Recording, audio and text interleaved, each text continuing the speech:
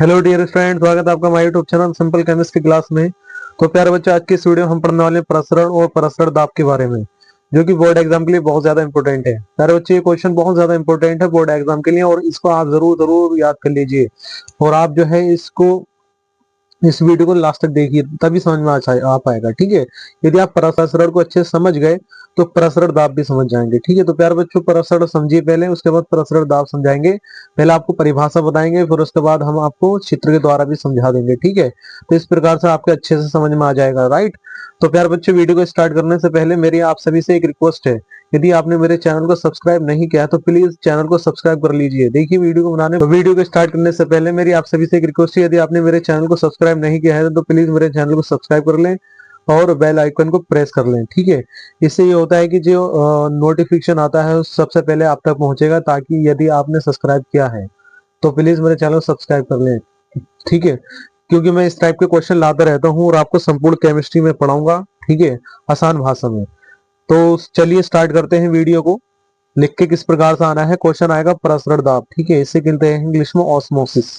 क्या कहते हैं इंग्लिश में इसको? इसको कहते हैं बच्चों ऑस्मोसिस बोलते हैं। ठीक है, तो इस प्रकार से हेडिंग लिखकर आनी है। जब लिखना है जब अलग अलग, ठीक है क्या बच्चों, जब अलग अलग सांद्रताओं वाले, ठीक है, जब अलग अलग सांद्रताओं वाले दो विलयनों को अर्धपारगम्य झिल्ली से अलग रखा जाता है तो कम सांद्रता वाले विलायक के कण अधिक सांद्रता वाले विलयन की ओर अर्धपारगम्य झिल्ली के द्वारा स्वतः गति करते हैं और यह क्रिया प्रसरण कहलाती है। ठीक है, तो इस प्रकार से लिख कर आना है। तो होता क्या है इसके अंदर, दोबारा समझ लीजिए।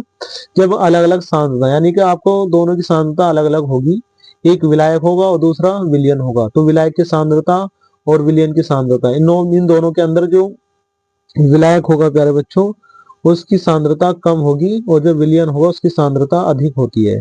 तो होता क्या है कि जो कम सांद्रता है उसके कण, यानी कि विलायक के कण, कम सांद्रता वाले विलायक के कण अधिक सांद्रता वाले विलयन की ओर को अर्धपारगम्य झिल्ली से के द्वारा जो है स्वतः गति करने लगते हैं और यह क्रिया प्रसरण कहलाती है प्यारे बच्चों। ठीक है, तो इस प्रकार से लिखकर आना है। फिर समझेंगे एक बार। जब अलग अलग सांद्रताओं वाले दो विलयनों को अर्धपारगम्य झिल्ली से अलग रखा जाता है तो कम सांद्रता वाले विलायक के कण अधिक सांद्रता वाले विलयन की ओर अर्धपारगम्य झिल्ली के द्वारा स्वतः गति करते हैं और यह क्रिया प्रसरण कहलाती है। तो इस प्रकार से आपको जो है लिख कर आना है। चलिए मैं आपको इसका चित्र भी समझा देता हूँ, चित्र किस प्रकार से बनाकर आना है। देखिए, चित्र समझ लेते हैं। तो देखिए, मैंने यहाँ चित्र बनाया है, बहुत जो है आपके लिए सावधानी पूर्वक चित्र बनाया गया है। इस चित्र को समझ लीजिए। ठीक है, देखिए ये मैंने यहाँ क्या लिया है, दो, एक विलायक लिया है और एक विलयन लिया है, यानी कि दो अलग अलग सांद्रताओं वाले सांद्रता के जो है मैंने एक विलायक लिया है और एक विलयन लिया है। शुद्ध विलायक लिया है और बच्चों विलयन लिया है। ठीक है, ए और इसको विलयन को कहते हैं ए बी बच्चों। ठीक है, तो इस प्रकार से शुद्ध विलायक और विलयन।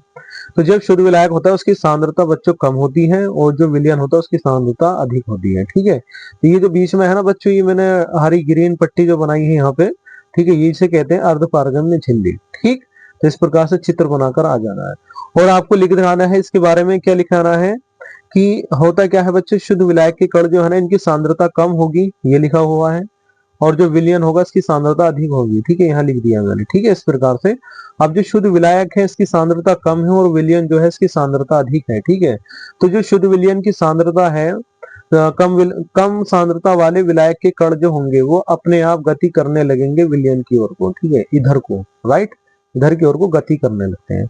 ये जो गति होती है इस गति को कहते हैं हम परासरण। क्या कहते हैं?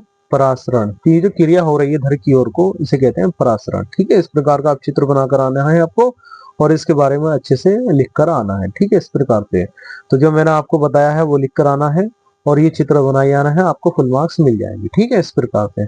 चलिए अब हम पढ़ लेते हैं परासरण दाब के बारे में कि होता क्या। देखिए, अब परासरण दाब के बारे में पढ़ेंगे, ये भी बहुत ज्यादा इंपॉर्टेंट है। ठीक है, होता है आपने जो पहली परिभाषा पढ़ी थी परासरण की वो यहाँ तक हो जाएगी। ठीक है, और परासरण दाब उसके बारे में थोड़ा सा हम यहाँ विस्तार से समझेंगे। ठीक है, यदि आपने परासरण को समझ लिया है तो आप परासरण दाब को भी समझ जाएंगे। ठीक है, तो ध्यान से सुनते रहिए वीडियो को लास्ट तक बिना स्किप किए हुए। ठीक, तो देखिए लिख करके आना है प्रसरण दाब, ठीक है। इस प्रकार से हेडिंग बनाई जानी है, ऑस्मोसिस प्रेशर बोलते हैं।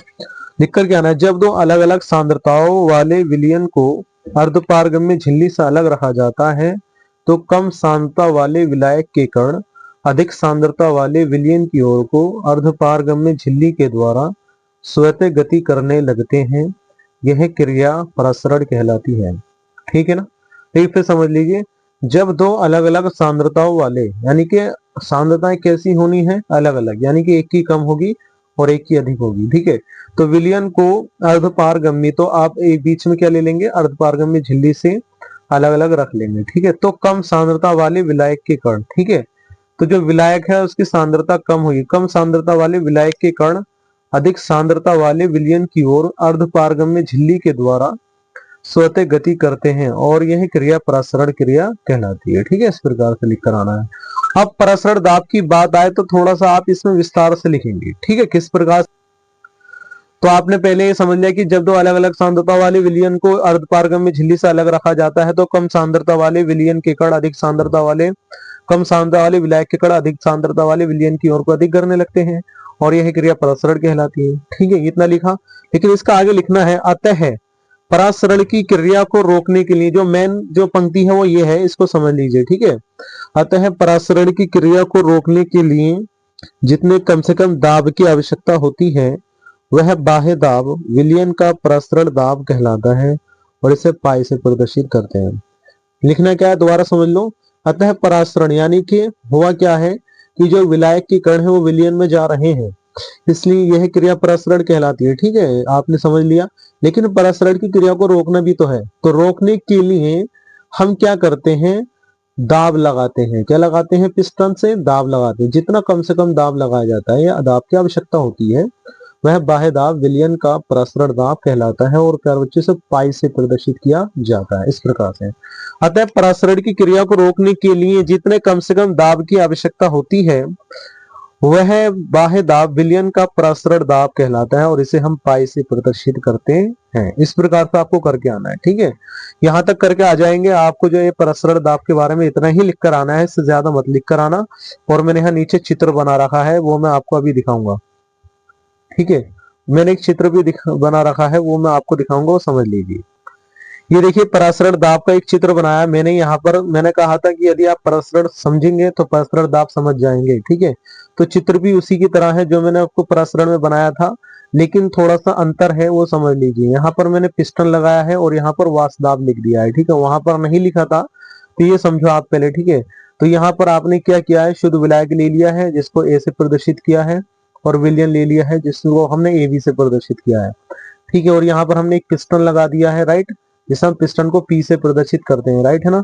अब अर्धपारगम्य झिल्ली, जो इन दोनों को हमने किससे अलग रखा, अर्धपारगम्य झिल्ली की सहायता से इन दोनों को हमने पृथक पृथक रखा, अलग अलग रखा, ठीक है। तो इन दोनों को अलग अलग रखा हमने अर्धपारगम्य झिल्ली के द्वारा, ठीक है। तो जो शुद्ध विलायक है इसकी सांद्रता कम है प्यारे बच्चों, जो विलयन है और इसकी सांद्रता अधिक है। होता क्या है, कम सांद्रता के जो विलायक के कण हैं वो अधिक सांद्रता के विलयन की ओर को गति करने लगते हैं, ठीक है। ये क्रिया प्रसरण क्रिया कहलाती है, राइट। ये बात समझ गए आप। अब होता क्या है कि इसके जो कण इधर की ओर को जा रहे हैं, यानी कि प्रसरण की जो क्रिया हो रही है, इस क्रिया को रोकना है। तो रोकने के लिए हम यहाँ से क्या करेंगे बच्चों, यहाँ से हम ये जो पिस्टन है पी, यहाँ से पिस्टन जो है पी, यहाँ से हम दाब लगाएंगे, दाब लगाएंगे, ठीक है। तो जैसे ही दाब लगाएंगे, जो विलयन के कण इधर की ओर को आ रहे थे ना, तो यहाँ से जैसे दाब लगेगा वो तो वो रुक जाएंगे, यहाँ आना बंद हो जाए, अब वो यहाँ नहीं आएंगे, ठीक है। तो ये जो दाब लगाया आपने इस क्रिया को रोकने के लिए, इस दाब को कहते हैं हम परासरण दाब। क्या कहते हैं, परासरण दाब। वो प्यारे बच्चों परासरण दाब को हम पाई से प्रदर्शित करते हैं। तो प्यारे बच्चों इस प्रकार से लिख कर आना है आपको बोर्ड एग्जाम के अंदर, ठीक है। चित्र अच्छे से बनाई आना है और परिभाषा इतनी ही लिख कर आनी है और एग्जामिनर आपके नंबर भी नहीं काटेगा, ठीक है, यदि आप इस प्रकार से लिख कर आते हो तो प्यारे बच्चों यदि यह वीडियो आपको अच्छी लगी तो वीडियो को लाइक कीजिए, कमेंट कीजिए और शेयर दोस्तों में शेयर कीजिए। मिलते हैं नेक्स्ट वीडियो में।